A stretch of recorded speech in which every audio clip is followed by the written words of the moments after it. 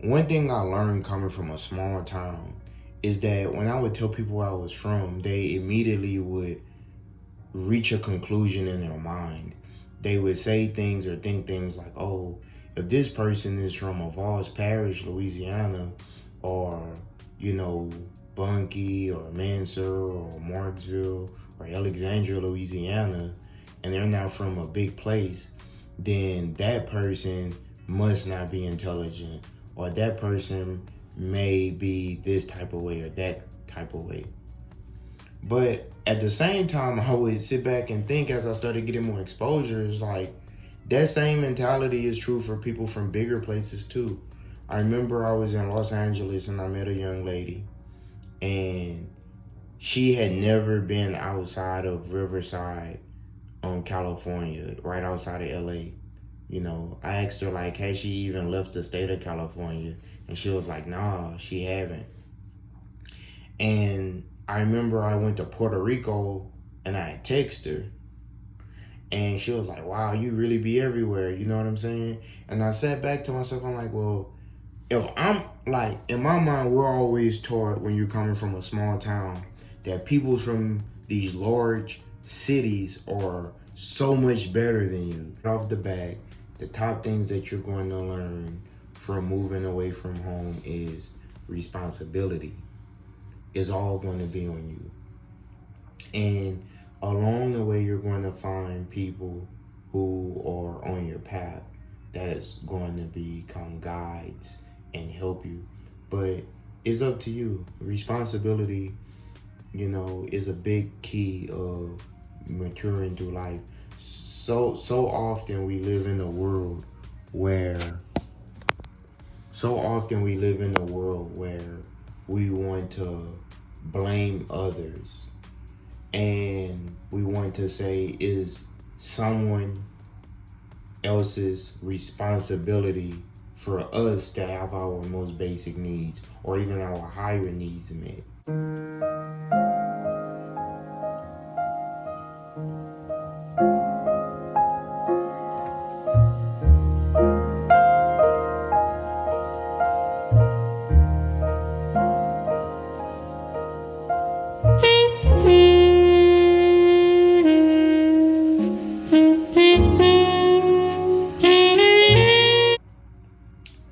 Moving out of your comfort zone is going to teach you responsibility, male or female, big or small. You know, regardless of your race, ethnicity, we're all going to go through that. The next thing is independence. Sometimes it is difficult to grow when you are under your parents' shadow or older siblings' shadow. It's important for you to go out in the world and to make your own way, you know, to find out what your vibe is, what you like. The next thing I'm going to say is self-awareness. You know, going through life, you're always in a battle of becoming aware of your weaknesses. Sometimes we avoid those things, sometimes we go closer to them. You know, embrace the things that you're not good at, embrace your weaknesses, and that's going to make you a stronger individual. The next thing is going to teach you about yourself. What do you like? Where do you like to eat? How do you want to make the world in your image? How do you want to be remembered? Now, I am 30 years old. I am from Louisiana, and I spent 30 years living predominantly in the state of Louisiana. The last 5 years of my life, I spent traveling internationally, and I spent time as a commercial driver traveling across the United States. I've been to most of the states on the mainland, far as overseas or international destinations. I've been to Cuba 5 times, Colombia, Jamaica, St. Lucia, and Puerto Rico. And I've learned a great deal from the last 5 to 6 years of my life. Since 2019, and we're in 2025 now, I've traveled every single year internationally. I created my own, I don't know if I should call it a holiday. I just call it a tradition at this point. I told myself that at the ending or the beginning of every year, for the rest of my life, as long as I'm able to, I would travel to a new destination, or I would travel internationally. And it all started around the time, after my dad passed away. When my dad passed away, I went to Colombia, and I remember just sitting on the balcony and reflecting on my life in the United States. And it brought me such clarity that I said, you know what, maybe I should do this more often. So that's the preface or the premise of what I'm going to be talking about, of why I think it is important to travel and also leave your hometown. Now, it's also benefits when people stay in a place for a prolonged period. That's where culture, traditions, a way of life comes from. So oftentimes when people make these types of videos, they often dismiss all of the many lessons that they learned from their hometown, the roots that they were planted in. I'm not going to do that.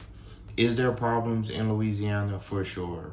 Are there problems in the state that I'm currently living in, the sister state of Louisiana, Texas? Absolutely. So I transitioned to Houston, and now that I live in Houston, and this is my first year in Houston, okay? But last year, I started traveling to Houston every week with my job. So I spent a lot of time in Houston. The previous 2 years, I spent a lot of time in Dallas. So between Dallas and Houston, I spent a lot of time in the state of Texas. And originally, many years ago, I wanted to move to Dallas, but it just didn't work out.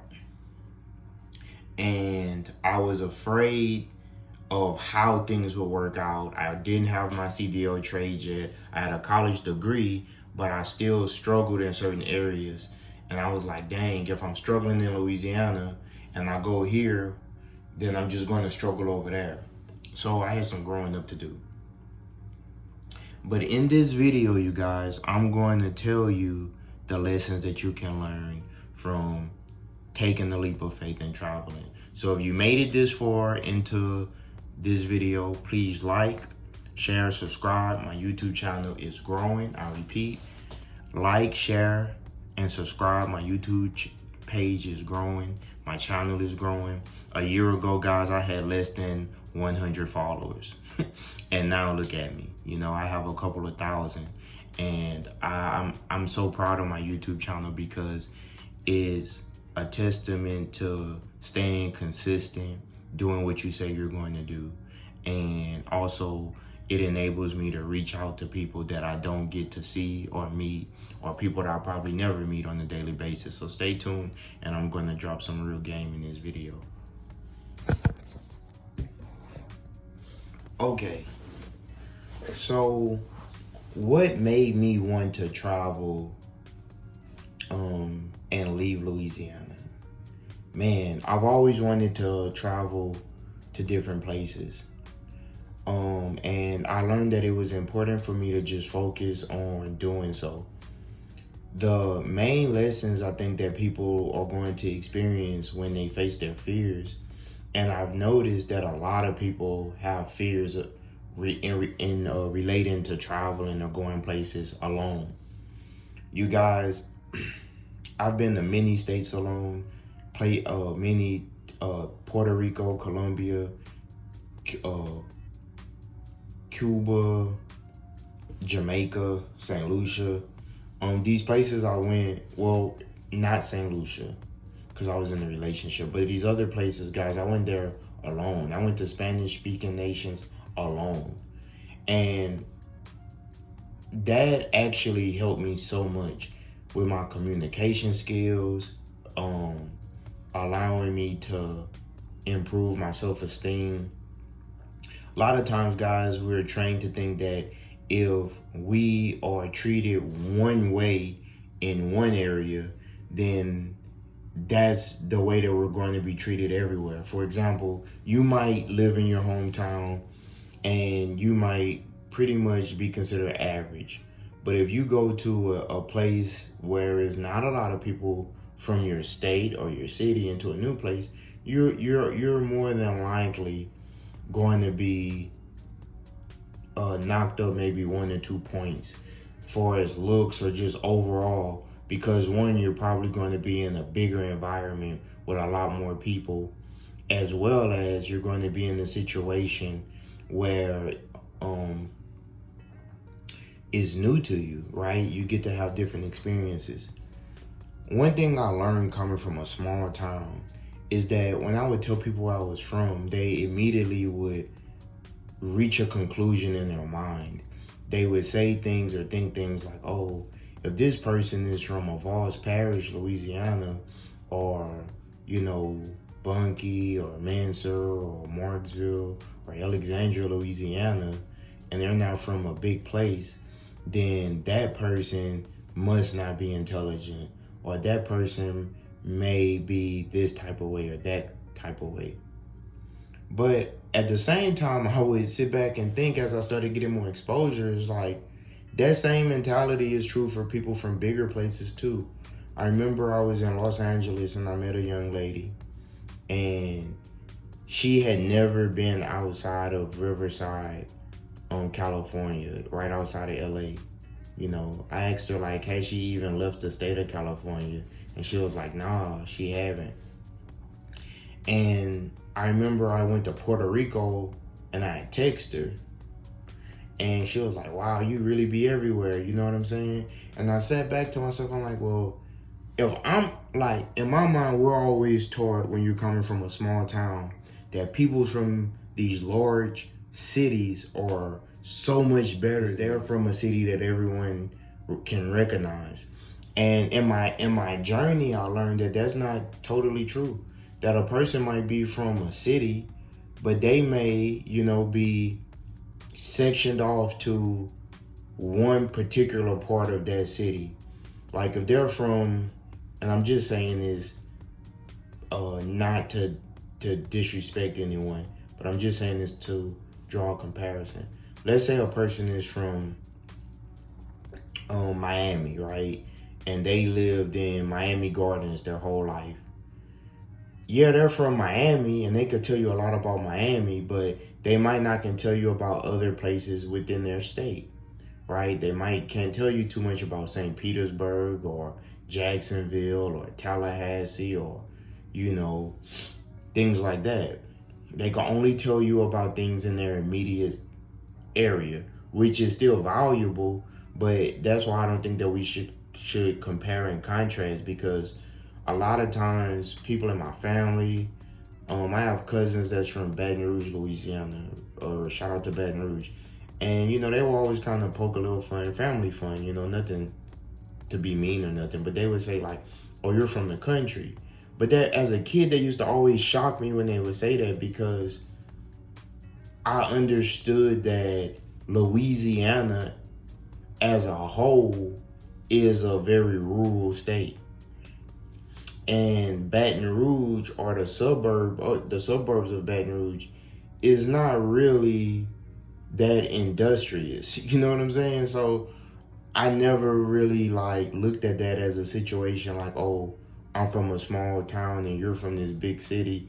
Because I remember when I was 17, I lived in Slidell, right outside of New Orleans. And guys, when I was 17, and part of this conversation I'm reflecting as an adult, so I can't give you the perspective of what it was like when I was a kid totally, because I'm so I've transitioned into manhood. But what I would say is that when I was 13, when I was 16, I moved to Slidell. That was the first time I lived outside of Alls Parish. And when I was 17, 16, guys, New Orleans seemed like the biggest city in the world to me. And so I could understand when we were kids, my cousins who were living in close proximity to Baton Rouge, them telling me, oh, you're from the country.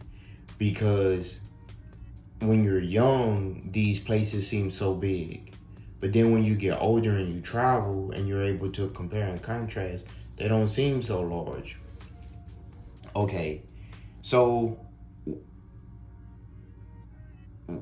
get into the basis of the conversation. What is it that you're going to learn? You should learn resilience. When you start to travel or you decide to leave your hometown, one, you're going to learn that, okay, it's up to you to take care of your most basic needs, your physiological needs, food, shelter, clothing, is up to you. When you move out of your parents' house, you're going to learn like, okay, things are unfair in the world and I still have to find a way to secure my most basic needs. When you have a problem, you're going to transition from asking mommy and daddy for money or for their problem solving skills. And you may still chop it up with them, but you're going to learn, or you should learn, to solve your own problems. Another thing that I've learned is that delayed gratification. Sometimes you have to delay what you want right now to get something better later. Okay? If we all seek immediate gratification, it's going to have a devastating effect on us, because almost everything that's valuable in life requires delayed gratification. And very few things is worth sacrificing and doing the opposite. So if you just say, okay, I want it now, well, you might get it now, but you might not appreciate it, or it might not be right? So delayed gratification. Another thing is making a decision.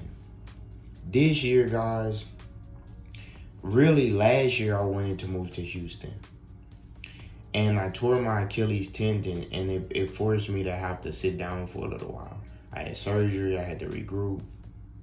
And that was in August. By November, December, like I had this tradition that I told you about earlier, I was like, I gotta go overseas.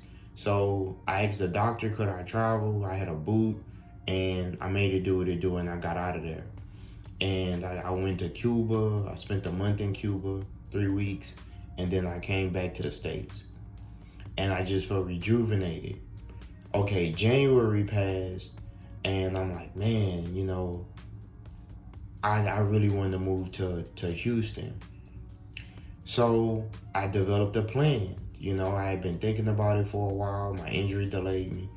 And guys, I just decided to do it. I didn't have a job in Houston. I was fresh off an injury, so it was a lot of work that I couldn't do. I had some money that was in my savings. And I just said, you know what?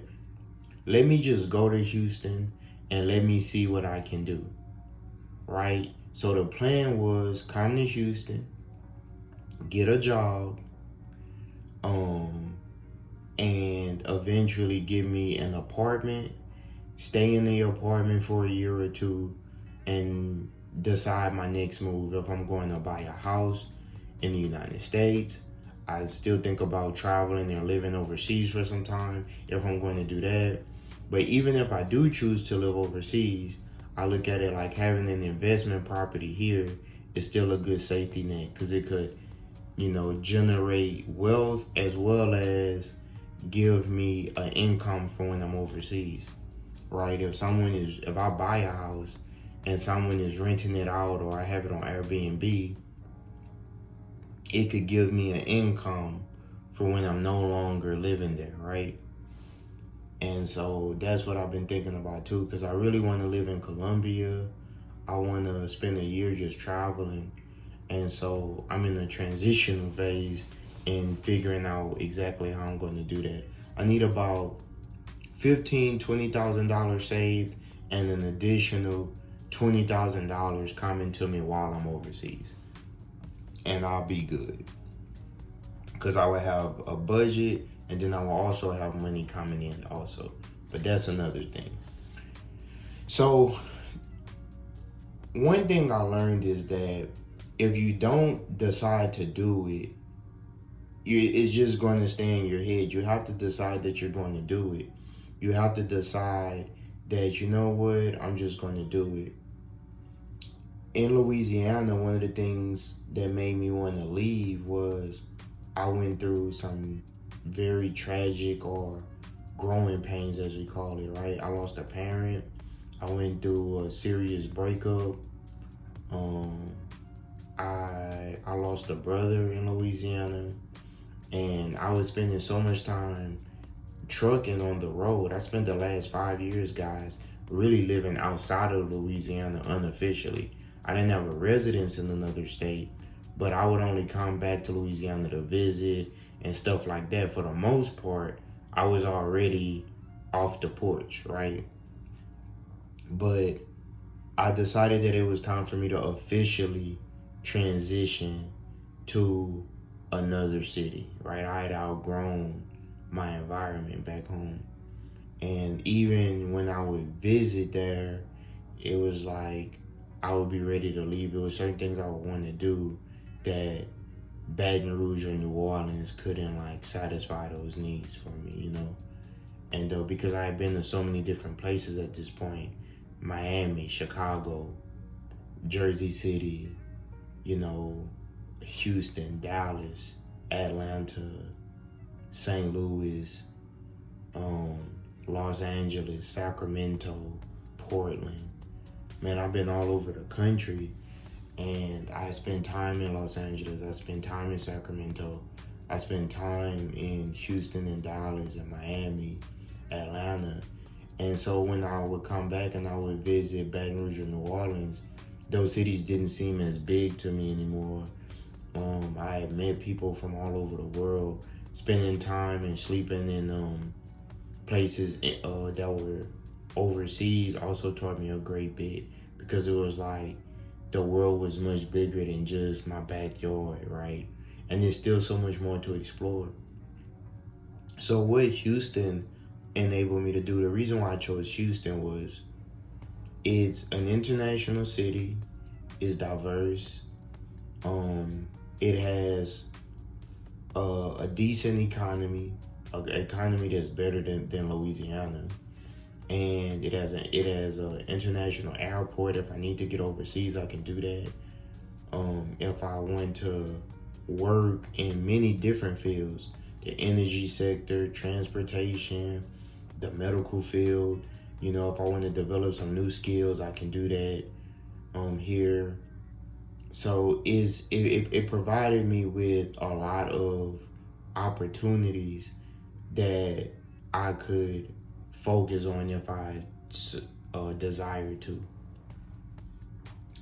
Back home, and I'm not going to disparage back home, but we just lack the infrastructure to do that in Louisiana. And the problem with Louisiana is that the more people who are like me who decide to leave Louisiana, then it creates a brain drain there. When the smartest or the people who have diverse experiences are not there, they're not teaching schools, they're not coming face to face with the younger generation in the same way, it really does affect the community. And that's one of the things I see as a negative. For as my parents' home, man, I love my family house back home. I lived there since I was 13 years old. So from 13 to, 30, I spent time there. I love my family home originally when I went to college. I graduated at 17, 18 years old, I went to college. from 18 to 21, I was in college. I graduated on my mom's birthday. I was 21 years old. When I turned 22, I had my first child, my only child. From 22 to 24, I lived in North Louisiana, which those are some tough years, guys. That's like when you finding yourself, you don't quite know what to do. I remember thinking back then that it was so much I wanted to do, but I didn't know how to get there. And I ended up getting licensed in insurance. I got my CDL. I had my college degree. And this is when I learned that Louisiana was a place that I would have to leave, because when I got my college degree in 2016, a decade ago now, there was nowhere for me to go. There was no place where I could use my education. And I would have had to going back to school and get my master's, and it just seemed like I would be going in debt. Instead of making money, I'll be going into debt. Okay. So that's the reason why when I was 25, I got my CDL, my dad passed away, and I invested in myself, and I was like, now or never. 2 years went by. I went through my struggles of earning a job. It's totally different. Like, it's very tough when you first start. But what it did was it enabled me to travel. It was such a good thing because it enabled me to travel, see the country. And I think that so many people underestimate that. That's really an invaluable experience, you guys. Like, it's so many people that we live in a vast country. Like, the United States is a very big nation. We kind of break it apart by regions. It's so many people that if they're not in the military, they're probably never going to see most of the United States. It's just places that they see on TV, magazines and stuff like that. But I could actually say, man, I've been there. From like fun things, like New Year's Eve, seeing J. Cole at the Hakkasan, to 1 year at Sony Hall in Manhattan, I seen Jay Electronica live. Was so close, like I was like touching dude. Man, it was crazy seeing Nas at the Garden. I met a ex NFL player, Warren Sapp, in Cartagena, Colombia at a boat party. It's experiences like that, you guys, that I would have never had I didn't leave home, right? But then there's bad things that can happen when you're home too, like someone close to you pass away, right? When I got the news that my brother passed away, I was in Albuquerque, New Mexico. New Mexico. And I flew from Albuquerque to Dallas to New Orleans to hear the news face to face that what had happened to my brother, Omar, rest in peace. And so things like that is terrible. But then the good side of life is that these experiences make you stronger. I think a lot of young men in my generation, man, so many people that I know are either dead, in prison, or on drugs. I could understand why some kids view a person who's 35 or 40 as old. Because when you see people not make it to 25 years of age, 30 years of age, when you meet a man or a woman, but especially a man, when you meet a man who has made it to that point in time and to that place, it can seem like, man, this guy is old, but they're really not that old. 40 is not as old. The older you get, you start to realize like these ages are not that old. In 20 years, I'll be 50 years old. I think 50 is a nice, you live through several seasons, but compared to a person who's 90 or 100 or 80 years old, 50 is not that deep off in the game. You still should have some some fuel left in the tank. Let's say hopefully 50 is just the end of the second quarter, right? I view when I made it to 25, I made it to 30. Okay, it's the end of the first quarter, and we are transitioning into the second quarter. Hey guys, I just wanted to do this video. I'm chilling in my flat, in my apartment, and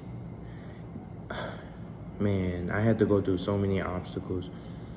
Last year, I wanted to move to Houston. What ended up happening was I was looking at townhouses to purchase.